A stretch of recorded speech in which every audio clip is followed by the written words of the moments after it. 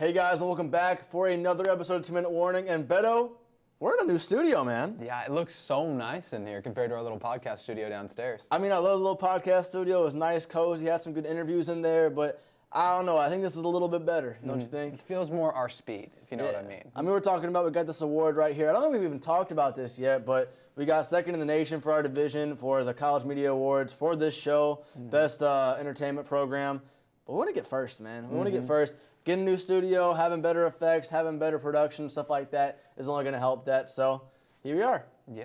And hey, I'm just so happy to talk about sports in an environment that just feels more sports-esque, you know what I'm saying? And I am too. And speaking of episodes coming out, we do have an episode where we had in the other studio with none other than Coach Took. Little round of applause for him real quick. Yeah, absolutely. Isaiah, you can clap too if you want, but it's fine. We got Isaiah in the back as well. He's our sports editor. But yeah, that was really fun to do. Great episode there. Excited to get that out for you guys. We're not going to do it this week. It's finals week. If you guys are watching this, appreciate y'all. Really do appreciate that. Good luck on your finals, y'all. Yeah, I mean, I think I'll have this video out by the time finals are over, but if you got your grade, hope it was good. If it was bad, I mean, mine weren't too good either, so we in the same boat. But getting into sports, Beto, there's a reason I'm wearing the gang green today, baby. There's a reason. Honestly, one of the biggest upsets of the week and a worthy talking point is maybe a more worthy talking point than anything else is the Jets scored 30 points this weekend. They didn't just win. They didn't just eke out a few field goals and win. They won by 30. It was insane.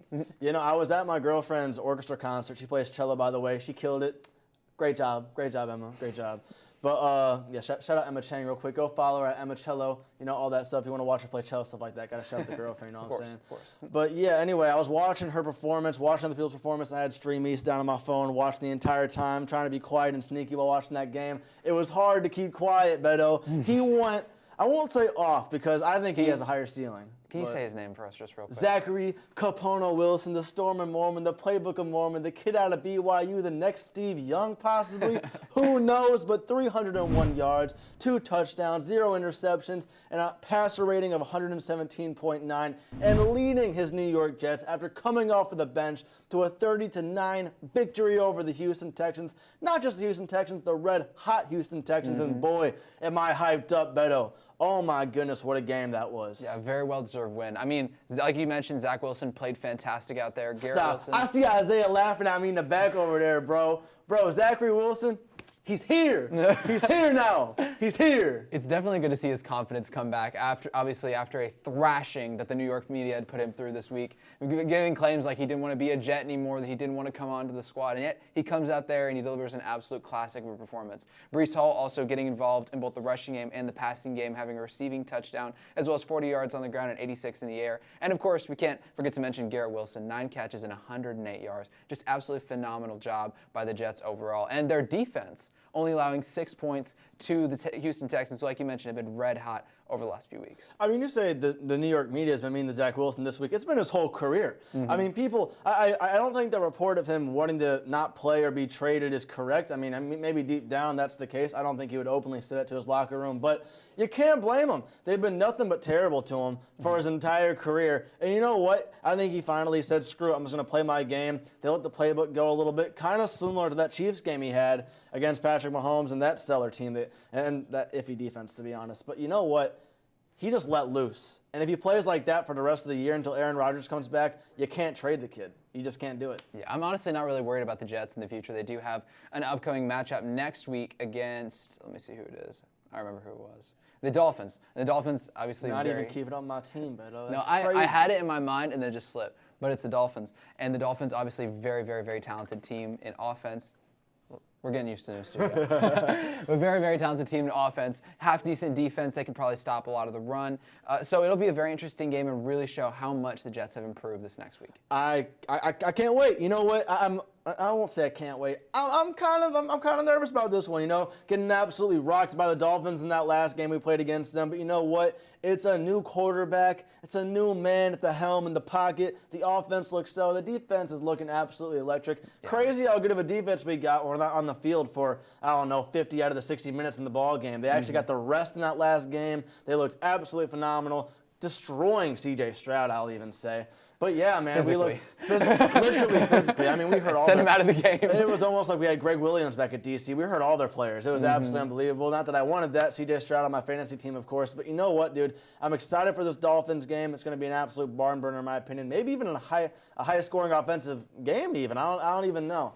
But we need this win. We need it bad. So I don't know. We'll see. Yeah. We'll see what team shows up. Yeah, definitely a lot to talk about in terms of playoff contention for the Jets. A lot of talk about coming off of playoff contention, not necessarily in terms of like will they qualify or not, but in terms of higher seeding, is the Eagles versus the Cowboys. Huge game. Yeah. Now the Cowboys and the Eagles played, and what did we think going in? Let's be honest. I thought the Eagles were going to win that game. I thought the Eagles' defense was going to dominate. I thought that Jalen Hurts was going to play much better than he did. I was surprised that A.J. Brown had very little production, but you know what? The Cowboys showed up. And I hated this argument beforehand. I really did. But it's kind of hard to argue with it now. Dak Prescott is having an MVP season. Yes. He truly is. I hate to say it. I don't like the Cowboys. I don't like their fans. I'm not even that big of a Dak fan. But yeah, he's having an MVP season. Yeah, they are them boys this season. They are them boys. They haven't hit their slump yet that they usually hit around this time of year. They pushed through a lot of good teams. They last week, I believe, against Seattle, they had an absolutely phenomenal game, and then this week they just absolutely blew the Eagles out of the water, 33-13. Dak Prescott obviously having 271 passing yards, 2 touchdowns. He's had a multiple game touchdown streak now for I don't know how many games now, obviously the whole season. CeeDee Lamb just playing absolutely out of his mind, 6 receptions, 71 yards, and 1 touchdown. That doesn't seem like a great stat line, but of late, this is a stretch that CeeDee Lamb has been on. Absolutely fantastic. This whole team looks very complete on offense and defense, and it's going to be really scary if they can actually clutch up in postseason this year. I 1,000% agree, and you know what? I just agree with what you're saying, man. Real quick, I want to get into one big game this weekend. You know, got to talk about at least one of these highlight matchups. And for me right now, it's the Broncos versus Lions. You have the Lions who have kind of been in a little bit of a slump these past couple of weeks. And you have the Broncos who have been absolutely red hot. Saturday matchup now that college football is postponed for a week for those bowl games coming up. Can't wait for that, by the way. But you know what, man? Huge game here. Huge game for the Broncos. 1 game out of being the 1 seed. Who would have thought? I mean, we were ready to throw Sean Payton in the garbage after those first couple weeks. And the Lions obviously fighting for a playoff chance, which they're probably going to get anyway. They're first in their division as well. But, yeah, man, huge game here. I'm excited to see what the Broncos do. I think it's kind of a who's legit situation here. Yeah. I think this game is going to show who's truly going to be a really tough playoff team. And I guess for the Broncos, if they even are really going to make the playoffs. But yeah, I'm really excited for this one. Yeah, the Broncos have strung together, I think, a 6-game winning streak now. Yes, sir. Which is absolutely crazy if you think about it. Beating teams like the Chiefs, the Chargers on the way to obviously come against the Lions. And like you mentioned, the Lions. Rocky lost to Chicago last week. Chicago looked really, really good against them. Talk about QBs from that draft class. Justin Fields looked great as well. He looked fantastic. His connection with DJ Moore, I don't understand how the Panthers decided that they were just going to trade DJ Moore away. Granted, they got Bryce Young, the first pick, but still, yes. So it's going to be definitely a really good matchup to look forward to if the Broncos can actually go up against more hard competition and take on these Lions who, like you mentioned, have not been looking good lately. Gotcha. No, dude, I agree with you, and I'm excited for this game. Real quick, we're going to head over to another part of our studio. Look at the standings real quick. I'm excited about this. Let's go over there real fast. Got to disconnect my mic and go over to that one real fast. Huge new studio, as you can see. Well, let's get in these standings real fast. But yeah, all this 100% real, of course. No green screen, nothing like that. This is my green sweatshirt or whatever. Didn't change colors for any reason. You know what I'm saying? SEMA just has that budget now, and we don't really have those sponsors coming in. I mean, we love those Caesars, so. I mean, right, Beto? We love those Caesars. So they want to come in huge and give us a little sponsorship. That'd be pretty cool as well. Or Zach Wilson wants to give me some of his pension for defending him all these years. That'd be great too. But getting into these standings, let's start with the AFC. A lot of people in the hunt right now. Starting off, I want to talk about the Broncos. Let's look at the Broncos real quick. 1 game back behind the Chiefs, especially after that game last night. AFC is an absolute just ringer of a conference right now. NFC, I guess, can get away with a little bit more. I mean, you look at last year with Tampa Bay sneaking into the playoffs with a terrible record. You got more teams like that in the NFC are going to do that as well. But real quick, focusing on the AFC, Broncos looking absolutely phenomenal, red hot right now. You also got Houston, who just took a loss to the Jets, but they're in the hunt for things as well. I think you're gonna have your regular players. You're gonna have the Chiefs in there. I think you're gonna have the Bills in there. I know they're a little rocky at first, but Bills I think are gonna make it in the playoffs as well, especially after that big win against the Chiefs last night. But also the Dolphins, by far and away my favorite to possibly get the 1 seed in the AFC. Who knows? I mean, they do play an absolute dog of an opponent, Beto, and my New York Jets coming up. They might take an L right there. Who knows? Real quick, let's move on to the NFC. NFC is a little different, man, a little different. Of course, you have the Eagles, you have the Niners. They're making the playoffs. We know it. But some other people that are in the hunt for things, the Buccaneers are still alive, believe it or not. The Bucs are still alive. I have a little prediction they're going to finish first in their division. Who knows? Maybe I'm right. Maybe I'm wrong. Who knows? But, yeah, again, the NFC is really, really unpredictable. Who knows? But this is our standings right now. Let's zoom in a little bit, give you guys a closer look right there. And, yeah, let's go back to the studio. Beto, what do you say about that? Great. But moving on, we got another very interesting thing to talk about, and that is this upcoming UFC card. We've been talking about it for a little bit now.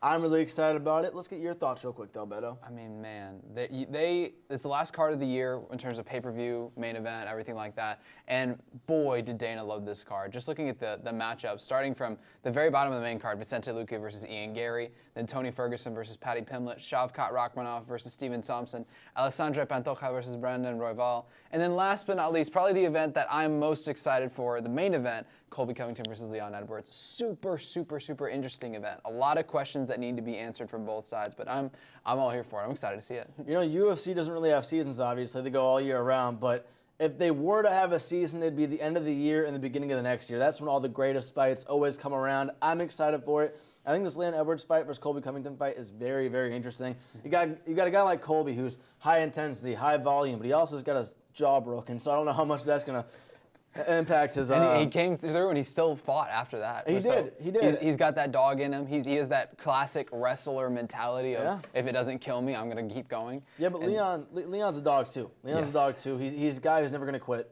Just like Colby. I don't know. I can also see Colby maybe exhaust him a little bit towards the end of that fight, dominating him on the ground, and then maybe getting some ground and pound to win. At the end of the day here, I do think Colby does get the victory here. I don't know if it's going to be a unanimous decision. I don't know if it's going to be TKO. But, yeah, I don't really see Leon winning this one unless it was like a head kick knockout, sort of like he did with Kamaru, but I don't really know. Yeah, well, that's kind of what you said is perfect for Colby Covington. If he pushes the pace, if he keeps the cardio high, his nickname is Chaos. If he literally pushes Leon to chaos and brings him out of his composure, then I think that Colby Covington gets the win. But on the other side of things, Leon Edwards, fantastic fighter, great distance management, great with his striking. It's a classic striker versus wrestler matchup. Whoever imposes their skill set at the end of the day will win.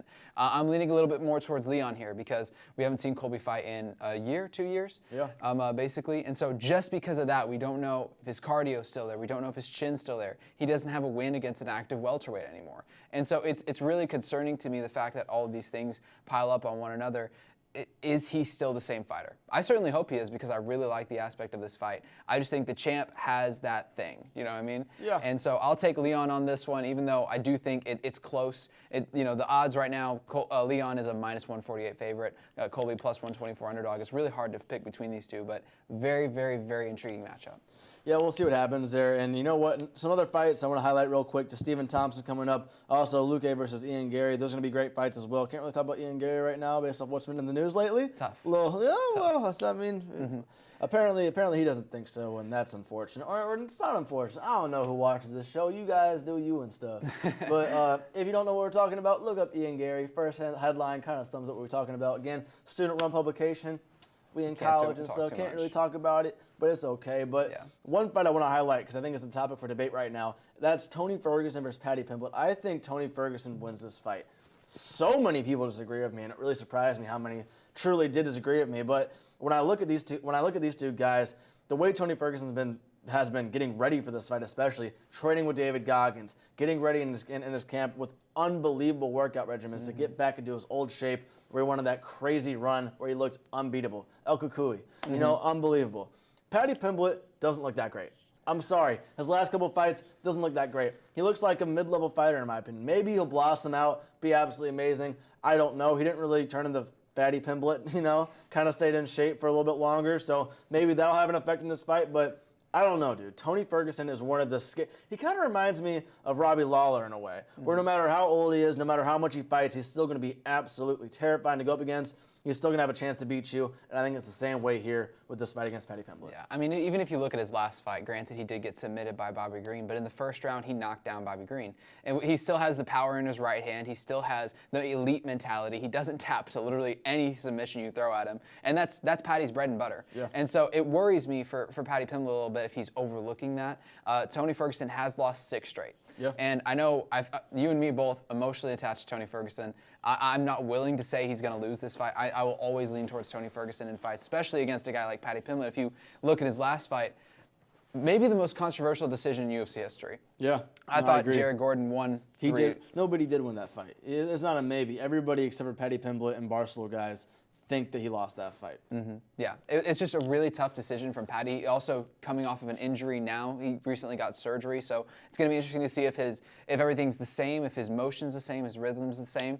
So I just think Tony, like you said, just presents a lot of difficult problems. I would love to see Tony get one last win. Maybe if he takes off his gloves in the octagon and just retires right there, that would be a perfect way to go out. Maybe gets one more just really nice celebration fight after this, but I'm pulling for Tony. I really want Tony to win this. I'm not going to say he is going to. I just really want him to. Yeah, we'll see what happens. Real quick, last thing to talk about today. I know it's kind of a longer episode. I think we're kind of going a little crazy. We had to show this off. Yeah, we had to show this off a little bit. A lot of the times in past episodes, our cameras would die. We had to stop a little bit, redo everything. We don't have that fear anymore with these cameras, so maybe we're going a little too crazy. Who knows? But one topic we absolutely have to talk about, Shohei Ohtani signing an absolutely ridiculous deal.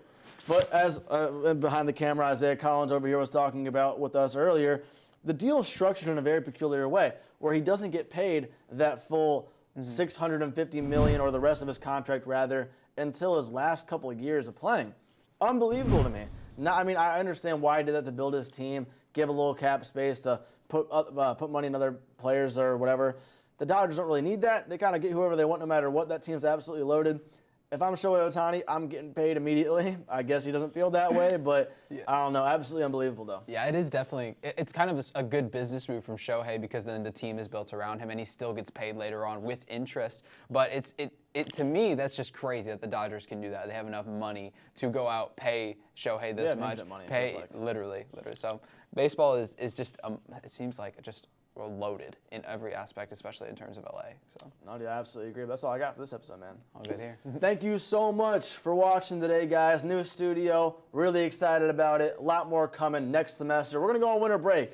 We're going to enjoy our families a little bit. I hope you guys have a wonderful holiday season. No matter what you guys are doing, I hope it goes great.